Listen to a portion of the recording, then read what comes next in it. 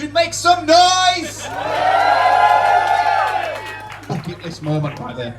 Always wants to walk on stage and shout something like that. Guys, thank you so much for coming. Amazing to see so many people here. Are you pumped up to get inside these mazes or what? Yeah! Or more pumped for the free bar? I don't know.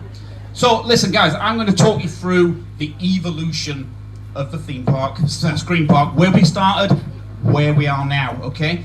I'm not going to take too long, probably 10 minutes max. I promise not to bore you to tears. So, next slide please. Chris Whitty style. So for those of you who don't know me, which is probably about 97% of people in this room right now, I'm Gary and I'm the lead creative for Doncaster Fear Factory. In a previous life, I was the creative director of G&G Entertainment, and we produced. Thank you very much. That's the 1%. That's the 1% that you are worth. With G&G, I wrote, designed, and produced 57 different scare attraction experiences all over the country.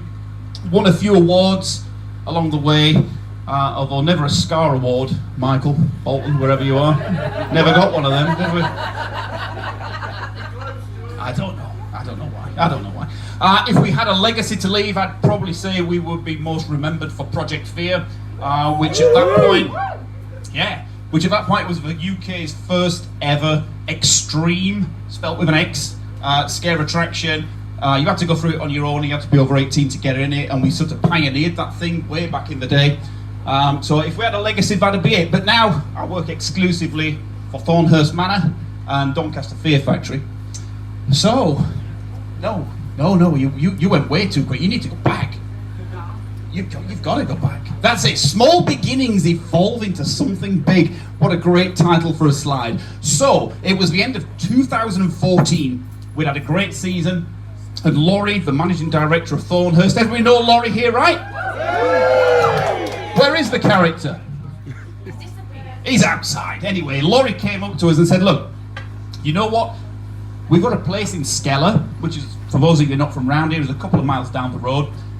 Because we've got a barn, it's surrounded by trees, it looks spooky. I think it's absolutely right to do a scare attraction in.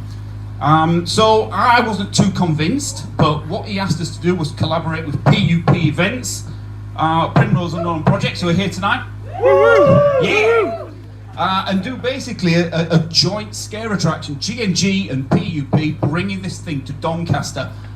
We weren't really sure. Is Doncaster the right place? For those of you who don't know Skeller, it's literally in the middle of nowhere. It was on a country road, but the place looked really cool. It was an abandoned barn, and it looked really good. So you know what? We thought, let's give this a shot.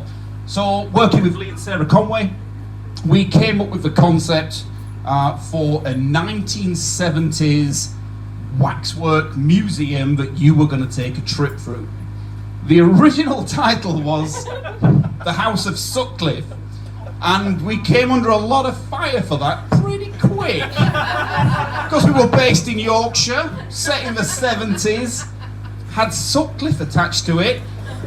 People sort of thought we were doing a homage to the Yorkshire Ripper, but we weren't. It was a legit thing. So we altered it to the House of S, and we built it inside the barn. And in a Saw styly, you chose your fate. There was 2 ways through that maze, and you know what? It absolutely went mental. It erupted. It was such a packed-out show. Completely blew our minds. Having 2 ways through the maze was brilliant for marketing because people paid a couple of quid to go through it, and then paid a couple more quid to do the alternative route as well. So it absolutely went crazy. So crazy, in fact, that... Can you all see this presentation, by the way? I bet you can't down there, can you? It took me 12 minutes to build this PowerPoint. God damn, you can't even see it. It went so well that we decided to do a Christmas makeover of the attraction and run it for a week called Jingle Hells. If you can see the logo up there, we were really impressed with it at the time. Not quite sure it stands up to modern logos. But there we go. So we knew that in Doncaster there was a bit of an appetite for some scares, right? Which led us on to 2016. The Fear Factory is born. So we decided that the barn was doing really good, so we were going to build 2 attractions in it. We had a lot of unused space inside that maze.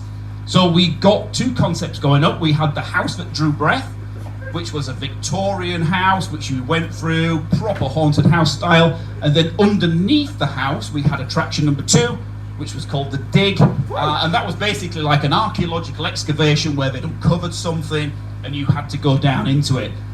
We thought at this point, we thought we were Gary Goddard designing things for Universal Studios at this point, because we had a vortex tunnel going on in there. And for the Dig, we had like a lift that you got into. It span about 270 degrees and then dropped about an inch to give you that feeling that you were going underground. And we literally thought we were the bomb. But same thing happened. The entire thing sold out. We caused utter carnage with the council on the roads because they were gridlocked. People couldn't park, and it was absolutely crazy. So again, we knew something was big, people wanted it, and this was the first year that we called it Doncaster Fear Factory. So where you are right now, obviously a different location. Next slide, please. Thank you very much. So same thing again, we did the Christmas event. Momentum was building at the barn. There's some promo work up there for his original logos. On the one on the far right, if you can see it, I think we've ripped off Universal Studios Halloween Horror Nights for that one, but we called the entire thing for Christmas Black Christmas. It was set in World War II at the height of the Blitz, and we literally did a Christmas overlay for the entire thing. The house became blackout. Obviously the bombs were dropping, it was World War II, so the entire thing was dark. And then underneath, the Dig turned into the shelter, which was just literally a typical strobe maze. Next slide. And there we go, and that was pretty much it. So that was the end of 2016, and nothing happened. Laurie went off to Alton Towers, became a ride-up. We folded G&G Entertainment, turned my back on the scare industry, completely disillusioned by the whole thing. And that was pretty much it for a good few years, until Laurie came up to us and said, look, I own a golf course. It's pretty big. There's a lot of acres of woodland. I think we can do something special in this place. So we kind of got together, had a few beers, like all the best ideas come from, and we drafted out the original concept for Doncaster Fear Factory, which would have been 2020. Obviously things happened. The original park's concept was going to be on an environmental theme. So the plan was that the lead scientists had created like this aerosol, which when put into the atmosphere would lower the temperature of the Earth back to pre-industrial revolution levels and stop climate change. That was going to be the concept for it. And obviously things went wrong, as they always do, and the gas instead turned people into crazed zombies and all that kind of madness. But we had to really change the concept up, because what we originally designed back in 2019 had really scary echoes as to what we all went through. So we were going to have roaming characters going around with laser thermometers pointing at people's foreheads. You had a maze where you were going to have to wear a mask to go through it so you didn't get contaminated. And the original maze number 1 was going to be a hastily built military government field hospital, because the NHS were overwhelmed. And then COVID kicked in, and it was spookily, eerily similar to what we designed. So we had to obviously do a complete redraft. But I was really interested in keeping that environmental theme, not to ram down some Greenpeace message down people's throats, because you're here for a good time, right? No one wants that. So we kind of worked on what was relevant. We looked at sort of the oceans were filling up with plastic, not really going to work for a scare attraction. But fracking was really big at that point. It was all over the place. People were drilling down to get this shale gas causing earthquakes. And there was one just a couple of miles up the road from where we are now. So that kind of worked, we thought, as a concept. So we came up with the 3 scare attractions that we can see. So originally we had Eden, we had Yana, and we had the Chasm. Sorry, the dry mouth. So the original plan was going to be the Doncaster Fear Factory that you're going to go through later in the woods. Beautiful place, but underneath it was this shale gas pocket which the government had compulsory purchased and took away, and they were going to drill down into this beautiful place and get all the gas out. So we had Eden, which was going to be like a protest camp where the people who were really against this happening would be doing battle with the government people and the security. And then what would basically happen is, as they drilled down, it released a gas which first of all infected the soil, which then infected the plants, which then infected the animals, and then infected the humans. So Yana was set up originally as like a laboratory, so they could see what was happening and why these people were infected and test on them. And then the chasm was like a huge cave system that they found underground, which were inhabited by these people, these creatures that had been laying dormant for millennia. So that was the original concept for it, and all three mazes came to fruition, and year one at Thornhurst Manor was an absolute dream. Next slide, please. Thank you very much. That don't look right anymore, does it? Okay, so it was a great concept, right? It worked. The original plan was we'd keep that concept for 3 years, building a different maze every single year along the same theme, so you had completely different attractions that were all linked with a certain story. Okay, Laurie then decided in his wisdom he didn't want that anymore. He wanted clowns, he wanted zombies, he wanted vampires, he wanted the usual run-of-the-mill kind of stuff.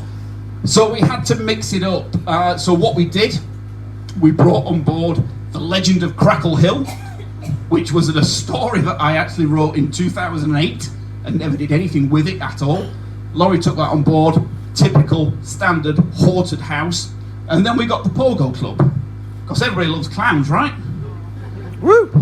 Yeah. I don't. But it's not my part, right? This is not my dystopian part. So Laurie wanted a clown maze, but we tried to do it a little bit different and not advertise the fact it was a clown maze. And sorry, if this is your first year here, it's a bit of a spoiler for Pogo Club.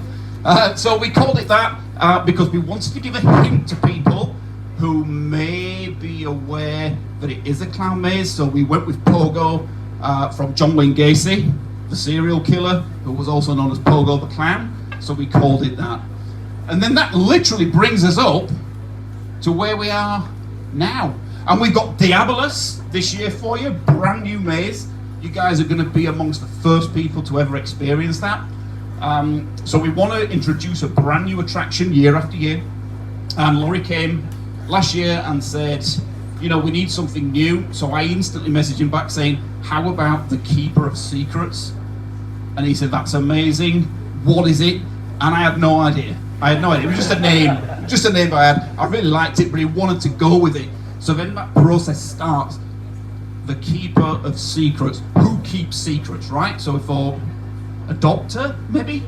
A bit boring. A psychiatrist would probably keep secrets. Not really sure how you're going to do a scare attraction out of that. And then it sort of hit that a vicar, a church, you would go to church and confess and tell them your secrets, and then that gave it legs, so we sort of ran with it from there on in, and we pitched it to him, and luckily he said, yep, really love it, but it's got to have another word before the Keeper of Secrets. I can't remember why he said that. So I said, all right then, okay, fair enough. And he also said it had to begin with D. Why? It baffles me, I have no idea. Maybe Laurie really loves D, I don't know. It's just, to this day, I have no idea. So we did what any normal person would do and went up to my library upstairs, pulled out my 1990s edition of a complete book of devils and demons, looked under D, and there we had Diabolus, and that is the maze that you're going to experience tonight. And like I say, you're amongst the first people to do that, okay? And so that's what we've got. So we've got these mazes for you tonight. Next year is our 5 years of fear. Big plans, no spoilers obviously. But seriously guys, I hope you all have an amazing time in here tonight. Make sure you get really drunk, have an absolute riot. And has anybody got any questions? No? No? Good? Well, thank you very much. Abby, Gary, you've been amazing. Thank you so much.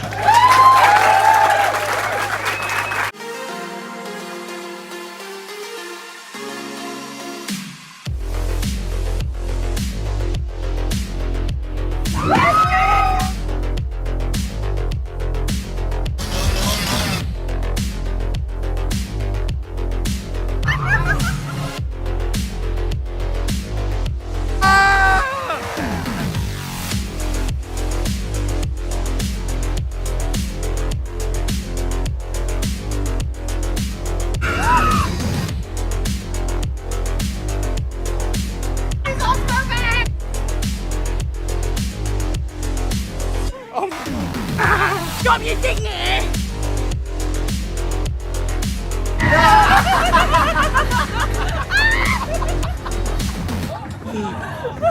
You okay, Hannah? Oh my god, he wouldn't let me out. What a night. Absolutely beautiful.